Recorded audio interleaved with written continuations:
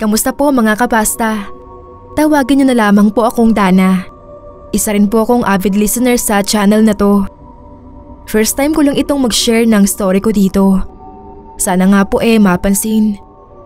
Isa po akong ultrasound technician sa isang ospital sa Quezon City. Sabi nila, pag sinabing ospital, talagang hindi mawawala ang mga kwentong katatakutan. Pero sa ilang taon ko sa dating ospital na pinapasukan ko, ni minsan wala naman akong na-encounter na kahit na anong mga paranormal activities. Hanggang sa lumipat ako sa isang government hospital. Sa itsura pa lang ng building, mapapatanong ka na kung hindi kaya may mga multo dun. At yun mismo ang mga naririnig ko bago pa man ako mag-apply dun. Malakas pa yung loob ko nung una. Palibhasa nga hindi pa naman ako nakakaranas na mapakitaan. Sa araw kasi ang duty ko at hindi magagawang makasingit ng mga multo na yan kung meron man dahil sa sobrang dami lagi ng tao. Araw-araw toxic pero expected ko naman yon. Ginusto kong lumipat sa government kaya magtitiis ako. Ang hindi ko ine-expect yung halos gawin ng for life ang night shift duty ko. Hindi ko alam kung natuwa ba sa akin yung senior ko at ayaw na akong alisin sa graveyard shift. Okay lang naman sa akin nung una pero nung nagtagal-tagal na, hindi na nakakatuwa kasi hindi pala ako exempted sa dapat maka-experience ng mga kababalaghan na yan. Siyempre nung nasa private ako, nagpanggabi din naman ako. Pero dito sa public, unang gabi pa lang ng duty ko, ang bigat agad ng pakiramdam ko. Sabi ko, naninibago lang siguro ako kasi bagong environment at bagong mga tao ang kasama ko. Pero nung tumagal, imbes na masanay parang mas hindi ko kinakaya. Kasi may mga kakaiba akong nararamdaman sa sarili ko. Gaya nga nung parang palagi akong lutang at natutulala. Minsan, may times na bigla na lang akong nilalamig kahit nakapatay ang aircon. Pero may particular area lang na doon lang talaga malamig. Tapos minsan, bigla na lang akong makakaramdam na parang may nakatayo sa tabi ko. Kasunod na noon sasakit ng matindi ang ulo ko. At pag pinikit ko ang mga mata ko, ay may kung ano-ano naman akong nakikita sa balintataw ko. Minsan babae na parang buntis, minsan naman isang sanggol. Pero maya-maya mawawala din naman. Pero okay pa naman ako kahit nakakaranas na ako ng mga ganon. Sabi ko, basta wag lang akong makakarinig at makakakita ng mga kung ano-anong entity. Ang kaso sinubukan yata talaga ako. Isang gabi, kakarating ko lang noon. Pagdating ko sa OB ultrasound room, ay nakalak iyon. Naisip ko na lumabas siguro yung kasama ko. Buti na lang at laging nakaredy ang susi ko. Pero pagpasok ko ay nagulat ako dahil may tao doon. Isang babaeng buntis ang nakatayo sa gitna. Nagtaka ako kung bakit siya nandoon gayong nakalak yung room. Tinanong ko kung paano siya nakapasok at kung pasyente ba siya. Pero hindi ito sumagot. Sinabihan kong kung hindi pasyente at kukuha lang ng result, sa labas na lang siya maghintay. Hindi pa rin tuminag ang babae, kaya napakunot ang noo ko. Nilapag ko lang yung bag ko sa likod ng table. Pero pagharap ko uli sa babae, ay biglang nawala na ito. Dali-dali kong binuksan ang pinto pero hindi ko na siya nakita. Nagtaka talaga ako dahil mahaba ang hallway. Imposibleng hindi ko siya maabutan bago siya makalabas sa vicinity na iyon o makapasok sa ibang room. Pagbalik ng kasama ko na galing palang ER, ay tinanong ko kaagad kung may pasyente o bantay ba siyang iniwan sa loob ng room. Pero wala daw. Hindi ako nakakibuka agad. Kinilabutan kasi ako. Nung tanungin niya ako kung bakit at sinabi ko naman ay bigla siyang namutla sa takot. Mas bata siya sa akin. Alam ko na matatakutin talaga. Kaya pilit akong nagpakakalma. Kahit na nung mga oras na iyon ay hindi ko mapigilan ang pagtayo ng balahibo ko. Sinabi ko na lang sa kanya na wala lang yun at baka naligaw lang sa room namin o nasalisihan siya kaya nakapasok. Pero naulit pa yun isang beses nung ako lang mag-isa doon. Kaka-start pa lang ng shift ko nun at dinidisinfect ko yung ultrasound machine. Kasalukuyan kong pinupunasan ng monitor nang may makita akong figura ng isang buntis sa screen. Hindi ko pa pinansin nung una. Akala ko kasi sarili kong imahe yung nakita ko. Kung hindi pa nagtayuan yung balahibo ko at biglang nangapal ang batok ko, eh hindi ko mapapansin na ibang tao pala iyon. Nakatayo siya sa likod ko, kaya biglang lingon ako. Pero nangilabot ako dahil wala namang ibang tao doon. Pero pagtingin ko uli sa screen ay nandoon pa rin siya at nakatingin sa akin. Sa takot ay napatakbo na ako palabas. Hindi ko na inalam kung bakit at sino yung buntis na nagpapakita doon. Nag-resign na lang ako kaagad at nag-apply sa ibang ospital.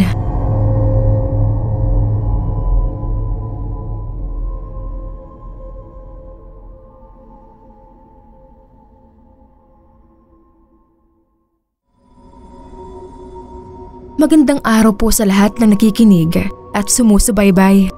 Lalong-lalo na po sa creator and narrator ng horror channel na to. Ako po si Jackie, isang lesbian na taga Las Piñas City. Sa kasalukuyan ay nagtatrabaho po ako bilang katiwala sa negosyong punerarya ng tiyuhin ko na kapatid ng mama ko. Bilang isa sa nagpapatakbo nito, marami na rin po akong na-encounter na mga samot-saring problema pagdating sa pamilya ng mga namatayan. Sa mga ganitong panahon po kasi ay medyo mahirap talagang kausap ang pamilya. Kadalasan po kasi ay mga lutang pa yan. Hindi po mawawala yon at kasama na sa trabaho, pero lahat naman po ay nare-resolbahan. Nasa tamang pag-uusap at pag-intindi lang yan. Pero hindi lang yan ang mga hinaharap namin. Hindi rin maiiwasan yung maka-experience ka ng mga kakatuwang pangyayari. Siyempre, mga patay ang hawak namin. Nung una talaga, parang sabi ko, hindi ko yata kaya kasi matatakotin talaga ako. Pero kasi kailangan ako ng tiyuhin ko eh. Yung mga unang beses na na-encounter ko doon, yung mga normal lang din na nararanasan ng mga taga-punerarya gaya ko. Yung mga tipong gumagalaw yung kamay nung bangkay o kaya ay may sisit-sit sa'yo kahit puro bangkay naman yung nasa paligid mo. Pero may isang insidente na hinding-hindi ko talaga makakalimutan. 2 years ago, nasa mahigit 1 linggo na akong naka-duty noon sa gabi. May dinala sa aming bangkay yung mga taga-Soko. Isang matandang lalaki na biktima daw ng salvage. Matagal daw nakulong sa Iwahig yun at nabigyan lang ng parol kaya nakalaya. Pero bago pa man iyon makauwi sa pamilya niya na nasa probinsya, itinumba na siya. Ang sabi ng Soko ay hinahanap pa nila ang pamilya ng lalaki. Pero ilang araw na ito sa morgue namin, wala pa ring nagkiklaim. Kaya makailang ulit siyang tinurukan ng formalin ng embalmer namin para ma-preserve yung katawan niya habang wala pa yung pamilya niya. Kaso, inabot na siya ng magdadalawang linggo. So medyo matagal na yun kaya nakipag-coordinate na kami sa authority para maipalibing na yung bangkay. Habang hinihintay namin yung sagot ng mga otoridad, isang gabi, mga bandang pasado 12:00, may kumatok sa pinto. Isang matandang lalaki. Puti na lahat ang buhok, matangkad at may kapayatan. Inisip ko agad na namatayan siya at kaya siya nandoon ay para mag-inquire. Pinilig-pilig ko pa yung ulo ko para mawala yung antok ko at maestima ko ng maayos yung matanda. Pero sa halip, ang itinanong niya kung may dumating na daw bang kamag-anak yung bangkay na dinala ng soko sa punerarya namin.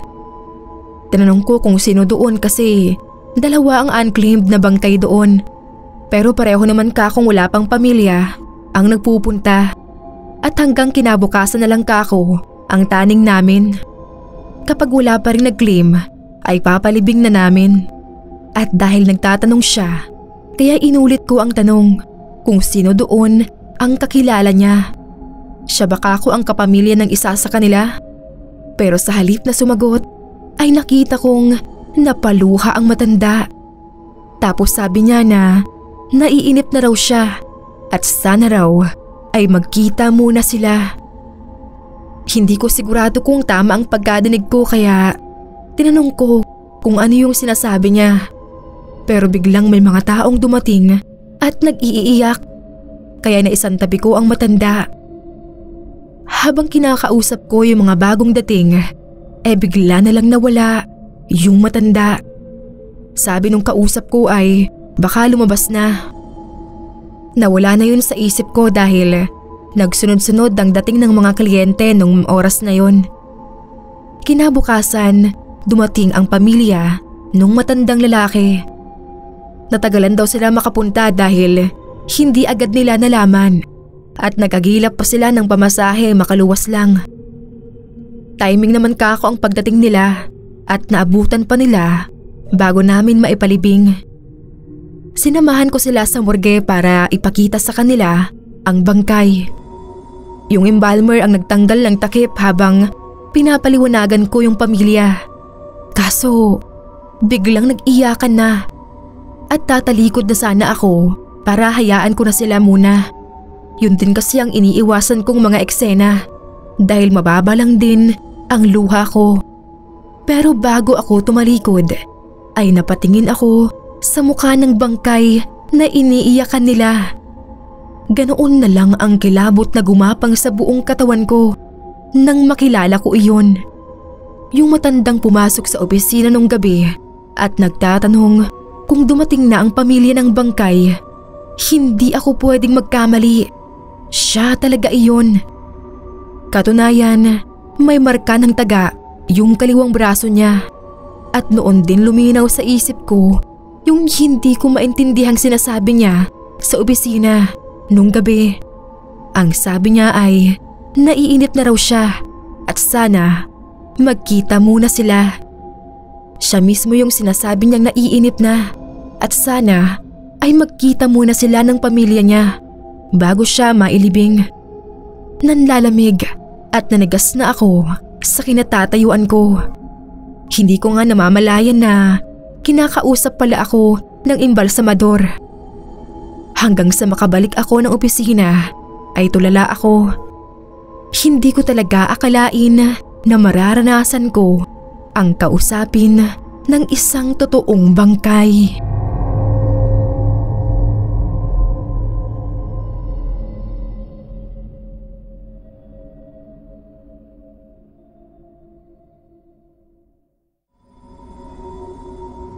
Itago niyo na lamang po ako sa pangalang Wendy ng Pasay. Bata pa lang po ako ay kung ano-anong mga kakatuwang bagay na ang nakikita at nararanasan ko. May mga kamag-anak kami noon na nagsabi sa nanay ko na baka raw may third eye ako. Bakit daw hindi kami humingi ng tulong sa mga nakakaalam noon at tuluyang pabuksan ang third eye ko. Sabi pa niya na baka daw makatulong ang abilidad kong iyon sa hinaharap. Pero ayaw ng nanay ko. Kung totoo man daw yun, ay mas gugustuhin pa niyang ipasara dahil ayaw daw niyang magulo ang buhay ko at mapahamak ako. Lalo sa tingin ko naman ay exaggerated lang yung kamag-anak namin na yon. Kasi hindi naman talaga ganoon ka-active. May mga insidente lang na nagkakatotoo yung mga nakikita ko at meron ding sablay. Nasa high school ako nang magsunod-sunod yung mga pangitain ko at halos karamihan ay nagkakatotoo. Kagaya ng pagkakita ko sa teacher namin na walang ulo at kinabukasan nga ay namatay. Takot na takot ako nun at parang iniisip ko na ako yung may kasalanan, kaya gusto ko talagang mawala na yung mga ganoong pangitain ko. At may ilang taon din naman na natahimik ako hanggang sa makapagtrabaho na nga ako bilang isa sa mga housekeeping staff ng isang kilalang 3-star hotel na hindi ko nalang babanggitin kung saan. Dito pa rin po kasi ako nagtatrabaho, sa ibang branch nga lang. Ilang taon na rin ang nakakaraan. Nasa graveyard shift ako noon. Mahigit 1 oras pa lang mula nang mag-time in ako at nakakadalawang room pa lang ako. Pagka-check out ng pangatlong room na hawak ko ay agad akong pumasok. May waiting na kasi sa lobby noon kaya nagmamadali ako. Pero pagpasok ko pa lang ay bumigat na ang pakiramdam ko at kumirot ang sentido ko. Kaya mas binilisan ko pa ang kilos at baka mas tumindi pa ang sakit ay hindi ko na matapos yon. Kasalukuyan kong hinihila ang kumot nang makita ko ang pulang mansa dito. Buti sana kung maliit lang pero malaki yung mansa at kalat. Nailing at nababuntong hininga na lang ako. Pero nang tuluyan ko nang mahila iyon sa kama ay tumambad sa akin ang napakaraming sariwang dugo na nakapula-pula sa bedsheet. Napasigaw at napaatras ako sa pagkabigla. Basang-basa ng dugo ang kama at halos tumulog pa sa sahig.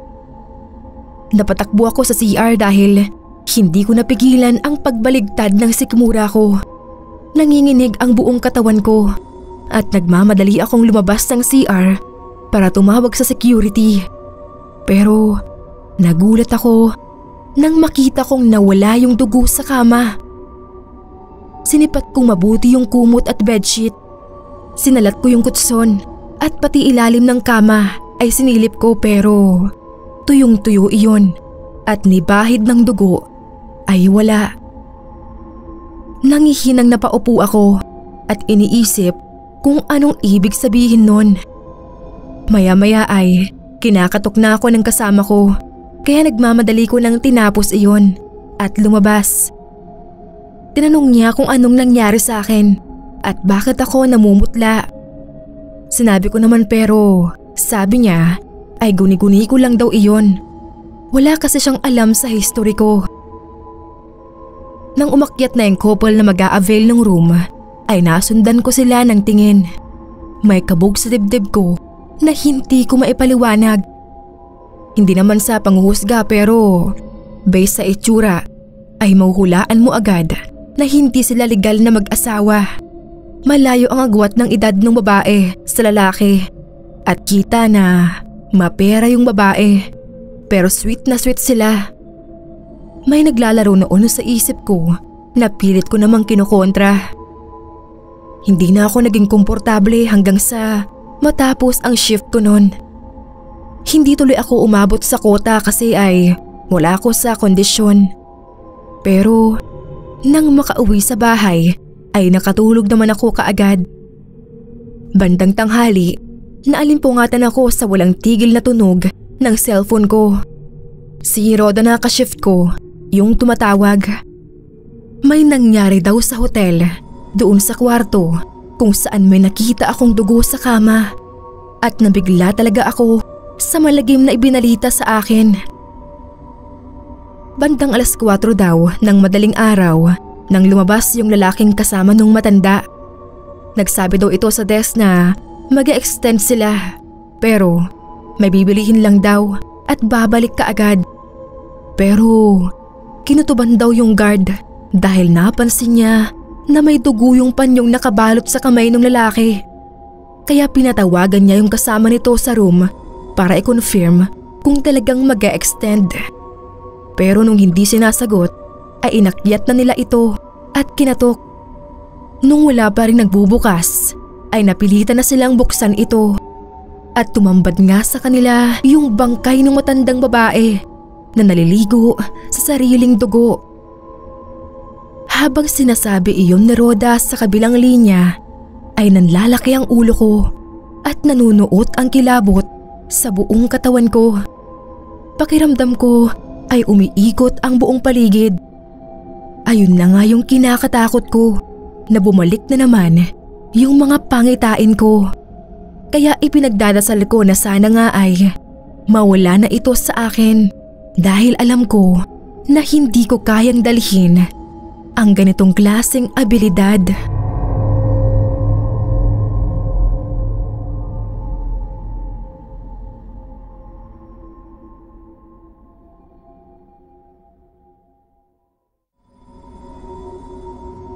Ako po si Divina. Mahigit 20 po ang edad ko at taga Quezon Province. Sa ngayon po ay nagtatrabaho ako sa kantin ng isang ospital na pinamamahalaan ng tiyahin ko. Sa kanila din po ako nakatira. Mahigit 1 taon na ako doon nang maranasan ko yung nakakatakot na pangyayaring iyon. Panggabi ang pasok ko sa kantin. Ako ang pumapalit sa anak ni tita sa kaha. Kasama ko si tita sa gabi at yung asawa naman niya ang bantay sa umaga na isa ring staff sa ospital. Nung unang pasok ko doon ay takot talaga ako. Duwag kasi talaga ako lalo na pagdating sa mga multo. Tapos marami pang kwento yung mga tendera ni tita na mga katatakotang nararanasan nila doon. Kesyo may mga nakikita daw silang paring pugot o di kaya ay may babaeng umiiyak. May iba nga na umalis na dahil hindi na nakatagal. Pero mabuti na lang at sa akin wala namang nagpapakita o nagpaparamdam. Kahit kako anong kwento ng mga kasama ko doon ng mga nakikita nila, basta wag lang sa akin magpapakita, okay lang ako. Isang gabi kalakasan ng ulan, hindi nakapunta si tita sa ospital. Dahil may inasikaso sila kaya kami lang nila Ate Bebet at Edith ang naka-duty doon. Lalong nakakatakot ang paligid dahil malamig at walang katao-tao. Nire-renovate kasi yung isang bahagi ng building na siyang daan papunta sa kantin. Ganyang umuulan kaya siguro hindi makapunta ang mga customer namin. Tapos ay naglagay pa ng vending machines sa mismong hallway. Malapit sa mga ward kaya doon na bumibili ng kape ang mga doktor at nurse kaysa sadyain pa kami na nasa pinakasulok. Ewan ko ba naman at kung bakit sa laki ng ospital na iyon ay sa pinakadulong bahagi pa pinuwesto ang kantin. Kahit sino tatama rin talagang pumunta doon. Nagkataon pang sira ang TV nung time na yon kaya nakakainip at wala talaga kaming magawang tatlo kundi magtitigan. 3:00 ng madaling araw, nagkakandaduling na ako sa antok. Napipikit na nga ako pero pinipigilan ko dahil naunahan na ako ni Edith na nakasubsob na sa mesa sa tabi ko. Nakapikit ako noon tapos biglang dilat ko ay muntik na akong mapasigaw sa gulat dahil biglang may tao na sa harap ko. Napatingala ako sa may katangkaran na matandang lalaki. Payat ito pero hindi gaanong makita ang muka dahil nasasakloban ng suot niyang itim na hoodie jacket na basang-basa. Sa wakas ay may pumasok uling customer. Ang sinundan kasi noon ay bago pa maghating gabi. Agad kong tinanong yung matanda kung anong orderin niya. Medyo natigilan ako kasi nakita ko namang bumuka yung bibig niya pero hindi ko naintindihan ang sinabi dahil parang sa malayo nang gagaling ang boses niya. Nang ipaulit ko ay kape at tinapay pala ang order niya. Dali-dali kong ginising si Edith. Nasa kusina kasi si Ate Bebet at hindi ako pwedeng umalis sa pwesto ko. Habang inihahanda ni Edith ang order ng matanda ay napansin ko na nanginginig ang kulubot nitong mga kamay na halatang babad na babad sa tubig. Naawa ako sa matanda. Sinubukan kong magbukas ng usapan. Bakit ka ako? Nagpakabasa siya. Ayun tuloy at giniginaw na siya. Baka ka ako magkasakit pa dahil basa ang damit. Pero napahiya ako dahil hindi sumagot ang matanda at sa halip ay iniaabot ang bayad niya na 50 papel na basang-basa rin at halos madurog na. Nag-alangan ako kung tatanggapin ko yon kasi ayaw ni tita na tumatanggap kami ng ganoon mula sa customer. Pero baka walang ibang pera yung matanda. Kawawa naman kaya kinuha ko na rin. Nung inaabot ko na sa kanya yung bariyang sukli niya, ay hindi niya iyon nasalo kaya nalaglag sa sahig. Agad akong yumuko para damputin yung barya na gumulong sa labas ng estante. Nung hawak ko na yung barya at patayo na sana ako, ay bigla akong natigilan. Dahan-dahan kong binalikan ng tingin yung semento. Nagtaka ako dahil hindi ko nakita yung paanong matanda. Pasimple akong tumingala. Nandoon pa naman siya sa harap ng estante. Pero pagtingin ko uli sa sahig, ay wala nga ang paa niya. Dapat ay nandoon lang ang paa niya sa tapat ng kinatatayuan niya. Pero bakit wala? Lumakas ang kabog ng dibdib ko at nagsimula akong kilabutan. Pero nagpayuko ako at sinilip mabuti ang buong sahig. Nanginginig na ang katawan ko sa takot nang bumalik si Edith, dala ang order na kape ng matanda. Tinanong niya kung anong ginagawa ko doon, pero hindi na ako makasagot dahil nauutal na ako sa pagpipigil ng iyak. Hinihintay daw ng matanda ang sukli niya, kaya inabot ko yun kay Edith nang hindi pa rin tumatayo. Nang magsimulang humakbang ang matanda, ay palihim akong sumilip at ganoon na lang ang pagkasindak ko nang makita ko na hindi nakasayad ang paa niya sa semento. Nakalutang siya sa ere hanggang sa unti-unti siyang maglaho na parang usok. Sa takot ay nagpaligsahan pa kami ni Edith na nakita din pala iyon. Hindi ko na nagawang bumalik pa sa kantin hanggang hindi iyon mailipat ng pwesto.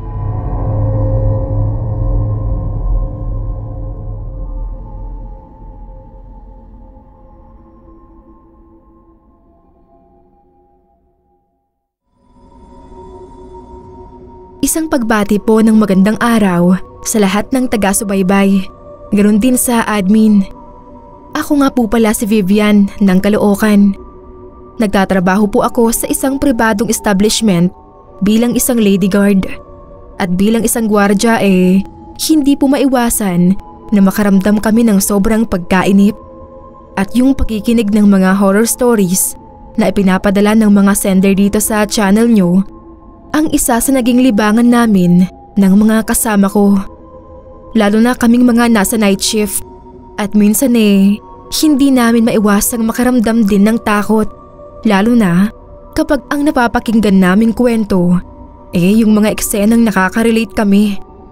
Kasi sa trabaho namin bilang gwardya, nakakaranas din talaga kaming maka-encounter ng mga entities. Merong iba na sa tagal na sa serbisyo, sanay na raw at hindi na pinapansin kahit na ano pang makita o maramdaman nila. Kasi yun lang naman daw ang kayang gawin ng mga multo. Hindi naman sila makakapanakit. Halos lahat kami ng mga kasama ko ay may kanya-kanyang kwento. At dahil nga palagi kaming nakikinig dito, nagkasundo kaming mag-share din ng mga karanasan namin. Kaya mauuna na po akong magkwento. Yung ibabahagi ko po sa inyo isa lang sa mga na-experience ko dito sa pinakahuling pwesto ko. Nangyari po ito isang gabi, buwan ng June, taong kasalukuyan. Bale, roving guard po ako noon at nasa graveyard shift. Matapos ma-turn over sa akin yung logbook ng karelyebo ko, nagsimula na akong mag-conduct ng roving sa area ko. 12-story commercial building nga po pala yung binabantayan namin at 5th at 6th floor ang area ko. Sa 5th floor, may ilang mga offices doon na working din ng night shift. Pero sa 6th, maraming nire-renovate. Kaya pag ganung gabi ay halos abandoned na yon. Yun ang pinakaayaw naming floor dahil haunted talaga iyon. Doon kami madalas makaramdam ng mga kung ano-anong kakatwa. Pero wala akong magagawa. Sa akin siya natapat nung mga time na yon. Ayun nga, after ko sa 5th, naghagdan na lang ako paakyat doon. Sa bungad pa lang, kakaibang lamig na yung sumalubong sa akin. Pero normal na sa amin yun. Pati na yung pananayo ng mga balahibo habang naglalakad sa madilim na hallway. Yung tipong pakiramdam mo may sumusunod o sumasabay sa'yo. Normal na sa amin yun. Pero kahit kailan, hindi ko makakasanayan. Kaya pag roving time ko doon, lakad-takbo talaga ang ginagawa ko. Pero sinisiguro ko naman na nai-inspect kong mabuti yung buong area ko. Nung gabing yun sa wakas, natapos na rin ako sa 6th floor at pababa na ako, kaya dumiretso na ako sa elevator. Habang nakatayo ako sa tapat at naghihintay, ay wala akong tigil sa kaka-flashlight sa paligid. Alerto ako kasi ramdam na ramdam ko talaga yung pananayo ng balahibo ko sa braso at batok. Yung pakiramdam na parang may mga nakatayo sa tabi mo. Sa tagal ko doon at sa paulit-ulit na senaryo ay parang iyon na ang pinakamalala. Abot-abot ang dasal ko na sana ay makababa ako nang walang nagpapakita. Wala naman ngang lumitaw hanggang sa bumukas sa tapat ko ang pinto ng elevator. Walang sakay yun. Kadalasan ay may nakakasabay ako sa pagbaba, pero nauna na sigurong makatapos yung mga kasama ko sa taas. Isasara ko na sana yung pinto nang biglang parang may pumigil dito. Napasilip ako pero wala namang tao, kaya pinindot ko na uli yung close button. Kaso ayaw niyang sumara. Halos pukpukin ko na yung button pero parang may nakabara sa pinto. Biglang nag-warning buzzer. Pagtingala ko ay naka-red ang overload button. Nagtaka at kinilabutan agad ako. Paano mag-overload? Ay mag-isa lang ako doon. Nag-malfunction pa ata ang elevator. Patuloy ang pag-warning buzzer at may ilang segundong nanigas ako at hindi nakagalaw sa takot nang makarinig ako ng mahihinang bulungan. Nakaramdam din ako ng kakaibang lamig. Nang maulian ako ay napahakbang agad ako palabas ng elevator at sakalang tumigil ang tunog. Nanginginig na ang buong katawan ko noon sa takot, kaya umatras na ako. Pero pagtingin ko sa makintab na dingding ng elevator ay ganoon na lang ang panlalaki ng ulo ko nang may makita akong refleksyon ng mga taong nakasakay doon. Pero kakaiba ang mga itsura dahil lahat sila ay mapuputla at itim ang mga mata at labi. Wala namang nakatingin sa akin. Parang hindi nila ako napansin. Basta nakatayo lang sila ng tahimik. Nagsisigaw ako pero walang boses na lumalabas sa bibig ko. Tumakbo ako pero nandoon pa rin ako sa kinatatayuan ko. Naisip ko na baka binabangungot lang ako, kaya pumikit ako at nagdasal ng taimtim. Pagdilat ko ay sarado na ang elevator at madilim na ang buong paligid. Noon lang ako nakagalaw at binirahan ko agad ng takbo pababa sa hagdan. Tagaktak ang pawis at sargo ang luha at sipon ko nang makarating sa baba. Hindi ko na kayang bumalik doon, kaya nakiusap ako kung pwede na ilipat na lang ako ng station. Pumayag naman ang OIC ko, kaya ngayon nandito na ako sa entrance ng lobby.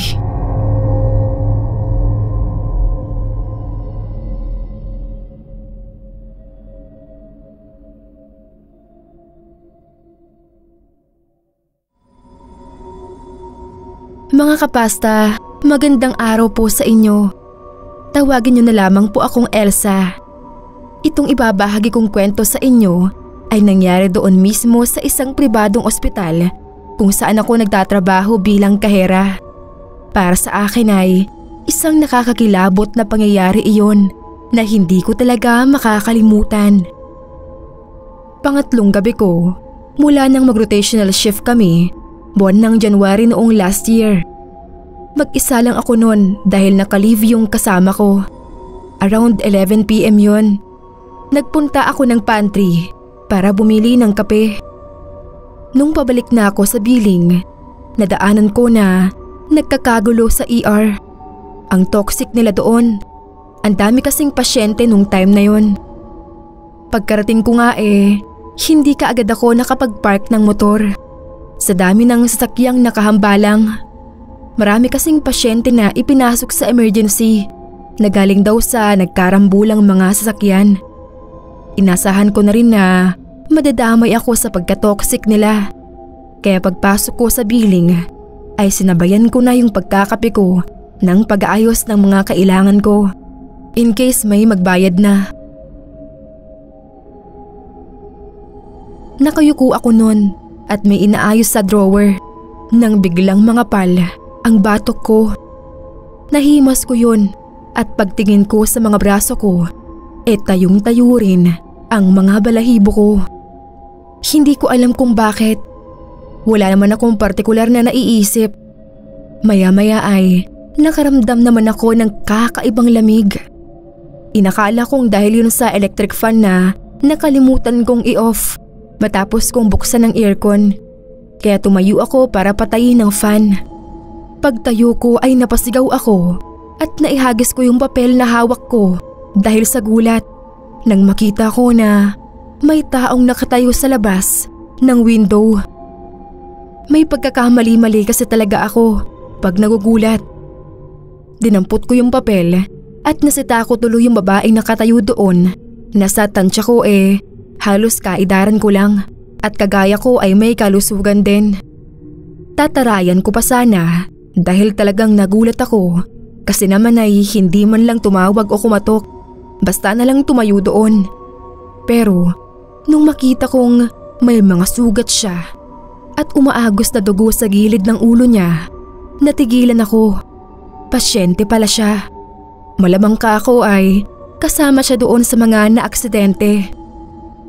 Sumilip ako sa pinto at naghanap ng attendant o guard na pwedeng mag-assist kay ate. Pero wala akong makitang tao sa hallway. Tinanong ko siya kung wala ba siyang ibang kasama na pwedeng mag-asikaso noon.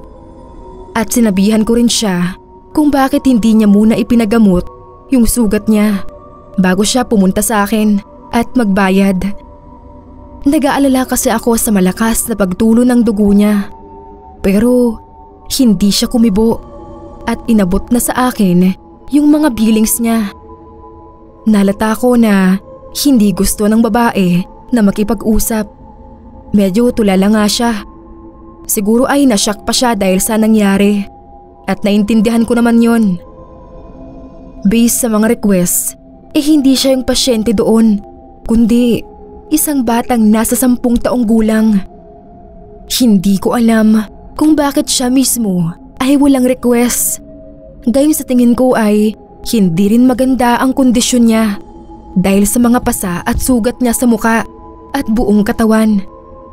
May kalakihan yung dapat niyang bayaran sa mga request ng x-ray at laboratories. At nung sabihin ko sa kanya na iyon ang dapat niyang bayaran, ay tahimik na inilapag lang nito sa counter ang 500 pesos. Napakamot ako sa ulo at sinabi ko na kulang pa yun ng 700 pesos. Pero nagulat ako nang biglang umiyak si ate at nakiusap na huwag daw pabayaan ang anak niya. Nagamutin daw ang anak niya. Naawa naman ako kaya hindi na ako nagdalawang isip na sagutin yung kulang. Total, may extra budget naman ako noon. Sinabihan ko siya na ako na ang bahala. Maghintay lang saglit at ihahatid ko siya sa ER. Pagtalikod ko ay may narinig akong nagsalita ng salamat, pero parang sa malayo nang galing ang boses. Nilingon ko yung babae para sagutin nang walang anuman. Pero bigla siyang nawala sa window. Bit-bit yung papel niya ay dali-dali akong lumabas. Pero wala na nga siya doon. Kaya dumiretso na ako ng emergency at hinanap ko yung nurse na naka-duty. Binigay ko yung nabayaran ng mga request para magawa na agad at sinabi ko yung tungkol sa babae. Nagulat yung nurse nang makita yung pangalan sa papel at makailang ulit akong tinanong kung anong oras dinala sa akin yun. Nung sabihin ko na wala pang 15 minutos ay hindi siya makapaniwala. Imposible daw ang sinasabi ko dahil yung babae raw na tinutukoy ko na nanay ng bata ay kaka-expired lang. May kalahating oras pa lang ang nakakaraan. Nag-cardiac arrest daw ito nang malaman na malala ang lagay ng anak niya. Parang bombang sumabog iyon sa pandinig ko. Nanlamig ang buong katawan ko sa takot at parang aatakihin din ako sa puso. Ibig sabihin ay kaluluwa na lang pala ng nanay yung kausap ko na yon. Napilit pa ring inaasikaso ang anak niya hanggang sa huling sandali.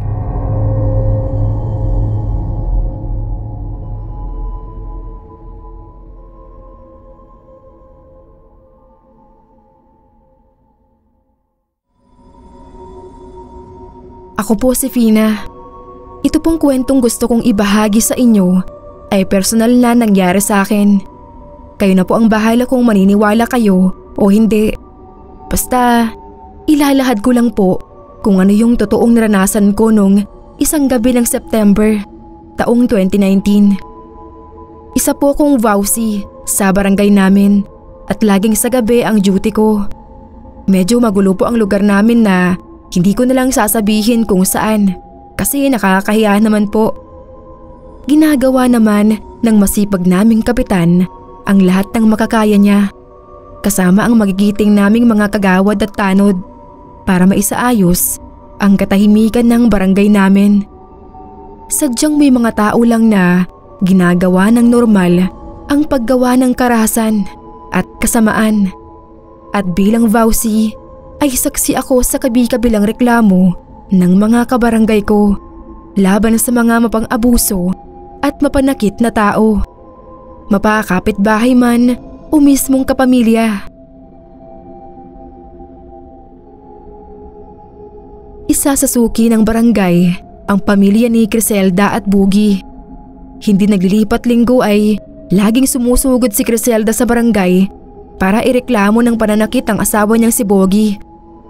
Halos mapuno na ang logbook namin sa dami ng blatter niya. Puro blatter lang naman dahil hindi kayang ipakulong ang asawa.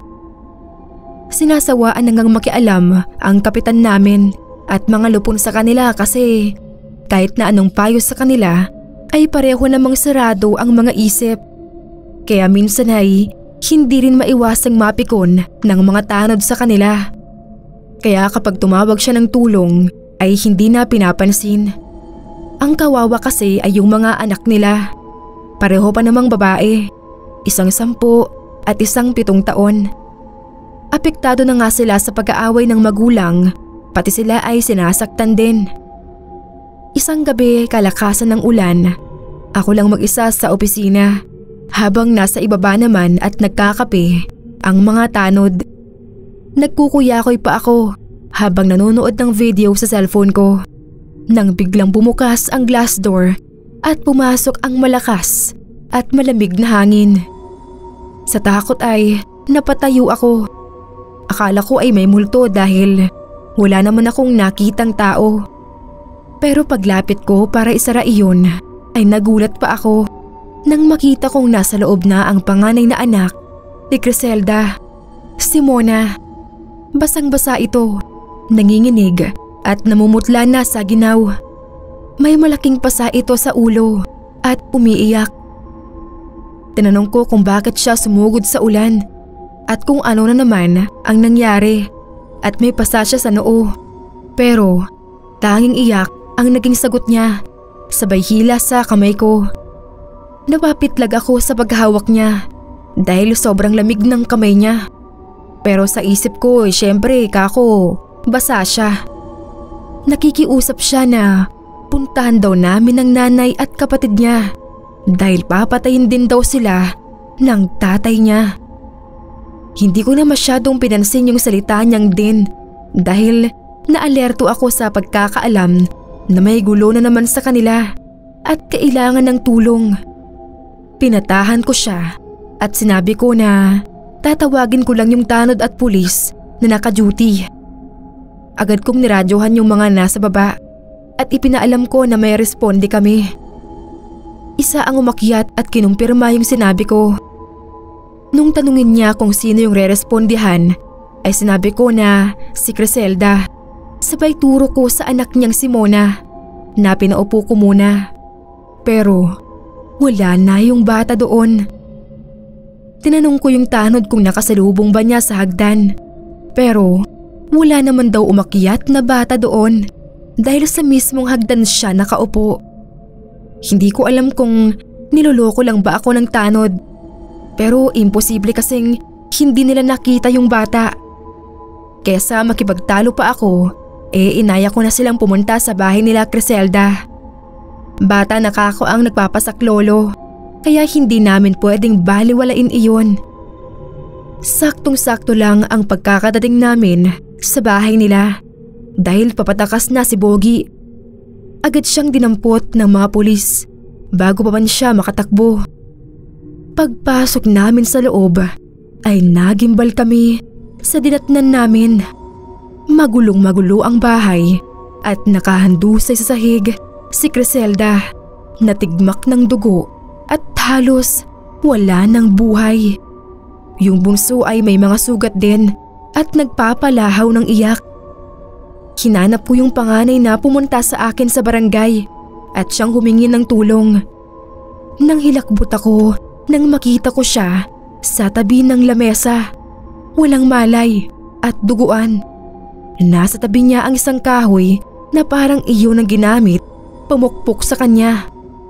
Agad siyang pinulusuhan ng isang pulis. At nung sabihin nito na wala na yung bata, ay nanghina ako. Pinagtulungan ng mga tanod ang mag-iina at naisugod agad sa ospital. Ligtas na yung bunso at si Criselda na kung nahuli kami ng dating ay baka namatay na sa dami ng saksak na inabot. Pero si Mona, ang sabi ng mga doktor at pulis, ay may 1 oras ng patay bago pa kami dumating. Daig ko pa ang binuhusan ng suka sa pagkaputla nang madinig ko yun. Kung hindi ko mismo nakita ang katawan ni Mona, ay hindi ako maniniwala na multo na lang niya ang humingi ng saklolo sa barangay para iligtas ang nanay at kapatid niya.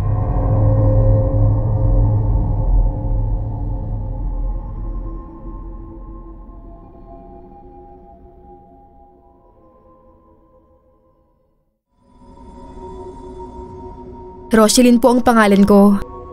Solid listener niyo po kami ng asawa kong si Dan. Yung pakikinig po sa mga kwento niyo dito, ang palagian naming banding tuwing break time nung magkasama pa kami sa trabaho.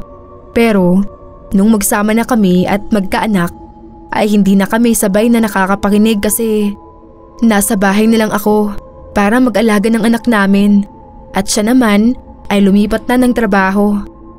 Napasok siya bilang isang pump attendant sa isang microgas station na nakatayo sa isang highway. Yung unang buwan niya ay in-straight siya na panggabi. Gusto sana niyang pumalag dahil ang sabi sa kanya noong orientation ay alternate ang shifting. Nagulat na lang siya nung sabihin ng supervisor na straight siya for 1 month. Kailangan niya ng trabaho dahil nagkagatas yung anak namin. Kaya tsinaga niya muna. Wala naman sanang problema kasi madali naman niyang nakagamayan yung trabaho. Kaya lang medyo nag-alala ako kasi hindi maganda ang pwesto ng gasolinahan. Malayo sa mga kabahayan at walang katabing establishment. Delikado ka ako yon pag pinasok sila ng masasamang loob. Ang problema pa, yung kasama niya doon tamad at pala absent. Kaya madalas ay siya lang ang naka-duty mag-isa. Ilang araw na lang at matatapos na ang shift niya. Isang gabi, inakala ng asawa ko na isa lang iyon sa mga ordinaryong gabi. Napagod at matinding antok lang ang haharapin niya. Pero hindi niya inakala na sa gabing iyon makakaranas pala siya ng isang nakakatakot na pangyayari. Kung kailan pa naman daw siya nag-iisa dahil absent na naman yung kasama niya at masakit daw ang tiyan. Di lang niya masabi na kung siya nga kahit nilalagnat pumapasok. Pero wala siyang magagawa kasi tingin niya malakas yun sa baklang visor nila. Bandang 2:30 daw ng madaling araw nun nang may dumating na isang kotseng pula. Natatandaan niya na Vios ang kotseng yun. Paghinto daw sa tapat niya ay nagtaka siya dahil hindi agad ito nagbukas ng bintana. May ilang minuto daw na nakatigil lang ito kaya nagpa siya siyang lumapit at katukin ito. Heavily tinted daw yung salamin kaya hindi niya maaninag yung loob ng sasakyan. Bago pa niya makatok ay unti-unti nang bumaba ng bahagya yung salamin. Pero hindi iyon nagtuloy sa pagbaba kaya hindi niya nakita ang driver nang sabihin nito kung ano at magkano ang ipapakarga. Tapos ay hindi pa raw iyon masyadong naintindihan ng asawa ko dahil nasabayan iyon ng iba pang mga boses na nagsalita at nagtawanan sa loob ng sasakyan. Kaya pinaulit niya sa driver kung magkano ang ikakarga at tinangka niyang sumilip sa loob ng sasakyan dahil nga hindi niya makita yung driver. Pero nagtaka siya dahil wala naman siyang matanaw na tao sa loob. Ni ang driver ay hindi niya makita. Biglang nagsalita uli ang driver at naintindihan na niya na magpapa-full tank daw kaya dali-dali na niyang kinargahan yun. Habang nagkakarga ay palihim siyang sumusulyap sa maliit na siwang ng bintana ng kotse. Iniisip daw niya kung namamalikmata lang ba siya o talagang wala siyang nakikitang tao sa loob. Pero dinig daw niya na may mga nagsasalita at tumatawa doon. Wala namang ibang tao at sasakyan doon nung mga oras na iyon. Kaya sigurado siyang sa loob ng kotseng pula nang gagaling yung naririnig niyang nag-uusap.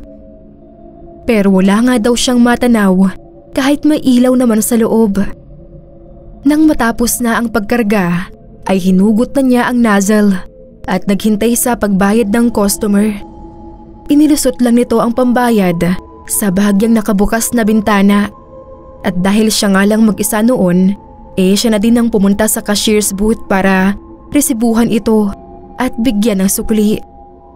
Habang nagbibilang daw siya ng maisusukli ay napatingin siya doon sa kotse at nakita niyang nakababa na ng husto ang salaming bintana pero wala ang driver nito.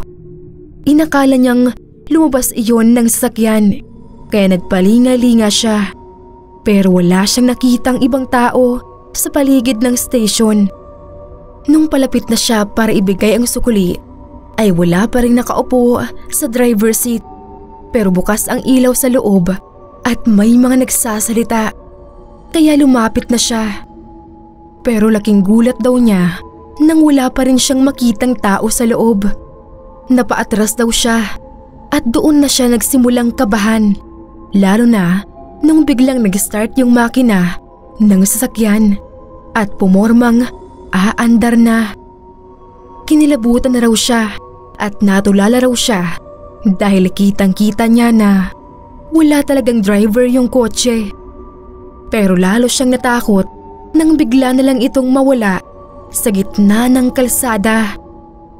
Hindi raw niya alam kung tatakbo o maiihis sa takot Hindi naman naniwala yung supervisor niya nang sabihin niya iyon.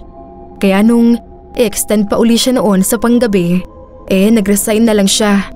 Mahirap na at baka mamaya daw ay ma-encounter niya uli yung mga invisible na customer.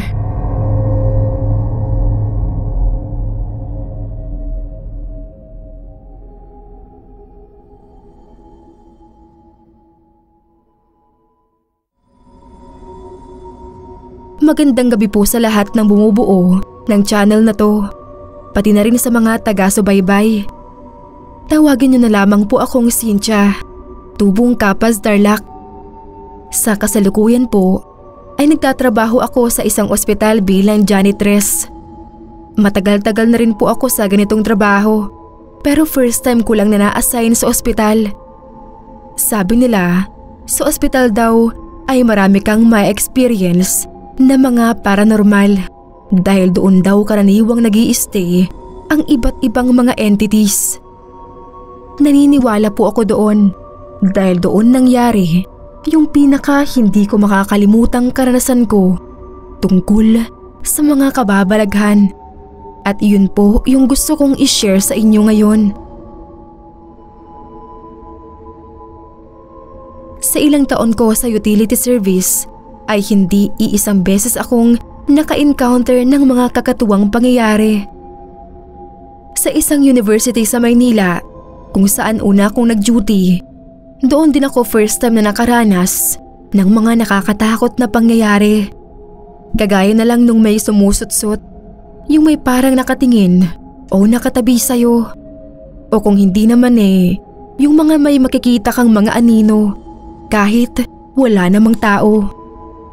Doon naman sa sumunod na napasukan kong mall, may na-encounter naman akong doppelganger ng kawork ko. Para sa kagaya kong may pagkaduwag, nakakatakot na yung mga ganon. Pero yung pinaka nakakatakot talagang na-experience ko, dito nga sa ospital na ito. Pero hindi ko po pwedeng banggitin kung saan. Baka mapagalitan ako ng visor ko na palagi ding nakikinig dito. Pangatlong buwan ko na po sa ospital na to nang mangyari yon. Nag-rotational shift at nalagay ako sa panggabi. 10 p.m. to 6 a.m. ng umaga ang pasok ko. Pinakaayokong oras pero syempre, hindi tayo pwedeng magreklamo. Kasabay ng pagpalit ng oras, nagpalit din ng area at napunta ako sa left wing ng ospital. Pagmamalasin ka nga naman, nandoon malapit yung morgue. Dalawa naman kami doon at hindi naman ako doon mismo pero madadaanan ko yung hallway na kumukonekta papunta doon. At normal na yung kada magwawalis at magmamap ako doon ay bigla na lang tumatayo ang balahibo ko. Ang gagawin ko noon, isasalpak ko yung earphone sa tenga ko at magpapatugtog mula sa cellphone ko para kahit paano mawala yung kaba. Pero isang gabi madaling araw, kakatapos ko lang magmap noon doon sa hallway na yun.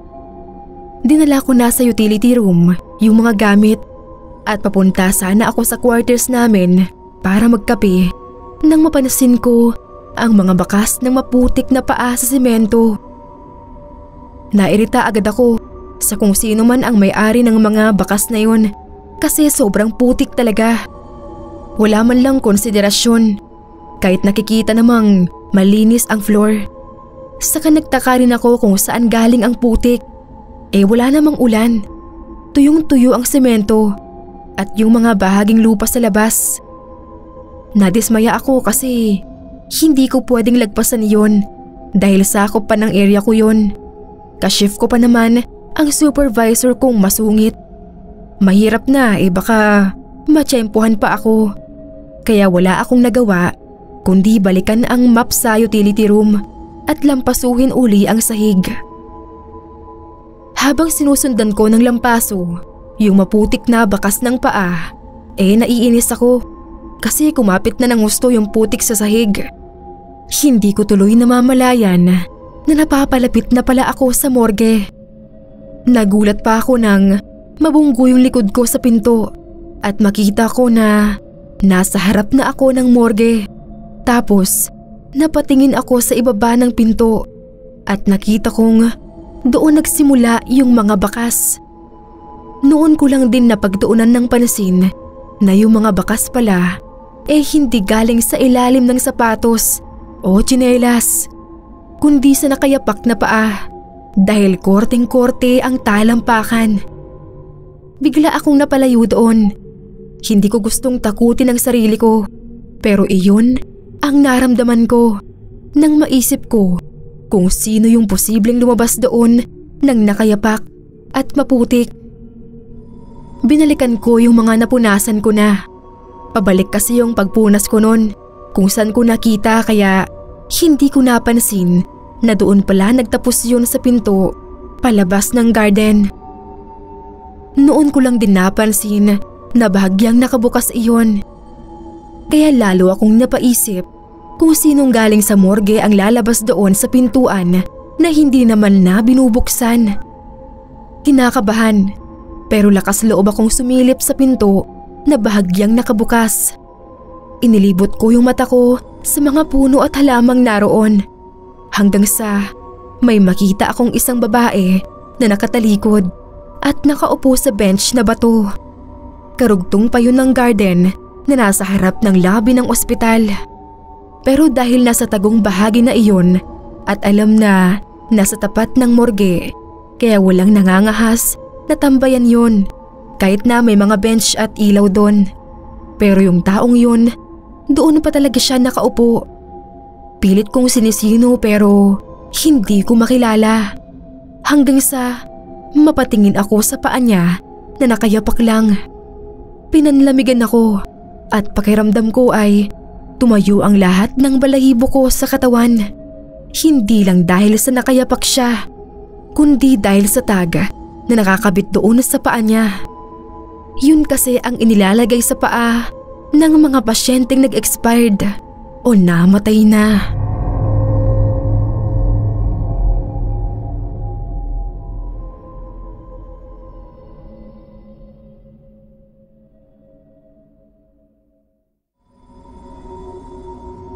Magandang araw po. Tawagin niyo na lamang po akong Nelly, 35 years old, isang single parent at nurse attendant sa isang pribadong ospital. Pwede ko naman po sigurong hindi nabanggitin kung anong ospital yon para naman po hindi maging kasiraan. Doon pa rin po kasi ako nagtatrabaho ngayon. Gusto ko lang ikwento yung pangyayari na na-experience ko noon habang naka-duty ako ng night shift. Nung bago pa lang ako doon, madalas kong marinig sa mga kasama ko na ang pinaka-haunted daw na part ng ospital na iyon ay yung chapel. Hindi ako naniniwala kasi para sa akin, sacred ang lugar na yon. Kaya bakit naman pamumugaran ng masasamang espiritu? Kung doon nga sa morgue na naghahatid ako ng patay, wala naman akong mga katatakutang naranasan. Doon pa kaya sa lugar kung saan alam kong kasama kong imahe ng Diyos? Pero hindi ko akalain na isang gabi, ako mismo ang makapagpapatunay na tama pala sila. Nangyari nga po pala iyon, last 2023 lang, buwan ng April, Black Saturday. Tandang-tanda ko. Naka-confine doon ang tatay ko at nagkataong nasa night shift ako. Yung kapatid kong dalaga na sumunod sa akin, ang kapisan nila nanay at tatay sa bahay. Siya din ang nagbabantay kay tatay sa araw at ako naman ang tumitingin sa kanya sa gabi. Dahil doon din naman ako naka-assign sa medical ward. Hindi kasi pwedeng walang kasama ang nanay ko sa gabi, kaya mabuti nga at natapat na night shift ako. Nung gabing yun, habang nasa nurse station ako, naiisip ko yung sinabi ng doktor na kailangan maoperahan ni tatay. May edad na rin kasi ang tatay ko kaya nag-alala ako para sa kanya. Kasalukuyan kong inaayos ang mga chart at inaantay ko na lang yung nurse na kasama ko dahil magbe-break na ako. Nang mapatingin ako sa chapel na ilang hakbang lang ang pagitan sa ward namin, malakas kasi ang pagkakabukas dito nung taong pumasok. Pero sa likod na lang nun ang nahagip ng mata ko. Nakaitim yun na damit at parang babae dahil mahaba ang buhok niya. Nagtaka ako kasi wala pang ilang minuto nung pumasok yung babae at hindi ko pa siya nakikitang lumabas. Sumunod na agad ako. Pero baka hindi ko lang napansin kaya nagkibit balikat na lang ako. Tapos nun ay lumuhod na ako at nagsimulang magdasal. Habang nagdadasal ako ay napaiyak ako. Ganoon po kasi ako kapag may problema. At pag naumpisahan na akong umiyak, ay hindi ko naman mapigilang magkaroon ng tunog na nauwi na nga sa hagulgol. Wala naman akong tao doon at soundproof yung chapel, kaya yung mga santo lang na naroon ang makakadinig sa akin. Wala ding tao sa hallway dahil pasado 2:00 ng madaling araw nun. Maya-maya ay may narinig akong umiiyak din. Hindi ko namalayan na may pumasok na palang ibang tao doon, pero hindi ko pinansin at tuloy lang ako sa pag-iyak. Pero napansin ko na sumasabay yung pag-iyak ng taong yun sa paghina, paglakas at paghinto ng iyak ko. Tumigil ako at nakiramdam na wala rin yung umiiyak. Napakunot na yung noo ko kaya pasimple akong luminga-linga. Pero laking gulat ko nang wala akong makitang tao sa loob ng chapel. Mag-isa lang ako doon. Kinilabutan ako kasi dinig na dinig ko na may kasabay akong umiiyak. Pero sabi ko, nasa loob ako ng chapel at kaharap ko ang imahe ng Diyos. Imposibleng mapaglaruan ako doon ng masamang espiritu o kung ano man yon. Pero ipinasya kong tapusin na rin ang pagdarasal dahil patapos na rin ang break ko. Pero bigla naman akong nakarinig ng tumatawa. Matinis iyon na parabang kagaya sa mangkukulam. Nangilabot ako kasi pakiramdam ko nasa tabi ko lang siya. Kaya dahan-dahan akong nagmulat at talagang napasigaw ako nang makita kong may katabi nga ako. Nakaitim na damit at mahaba ang buhok pero wala siyang muka. Iyon yung nakita kong pumasok ng chapel tapos biglang nawala. Ang una kong naisip gawin ay tumakbo palabas pero hindi na ako nakagalaw sa kinauupuan ko. Yung nakaitim na babae patuloy sa nakakalokong pagtawa tapos ay biglang iiyak. Takot na takot ako kaya ang ginawa ko ay pumikit ako ng mariin at taimtim na nagdasal. Unti-unting humina yung pagtawa at iyak hanggang sa tuluyan nang mawala. Pagmulat ko ay wala na rin sa tabi ko yung babae. Nagpasalamat ako sa Diyos at nag-antanda tapos ay sinabayan ko na ng takbo palabas. Wala akong pinagsabihan ng naranasan ko. Pero mula noon ay hindi na uli ako nangahas na pumasok sa loob ng chapel na yon.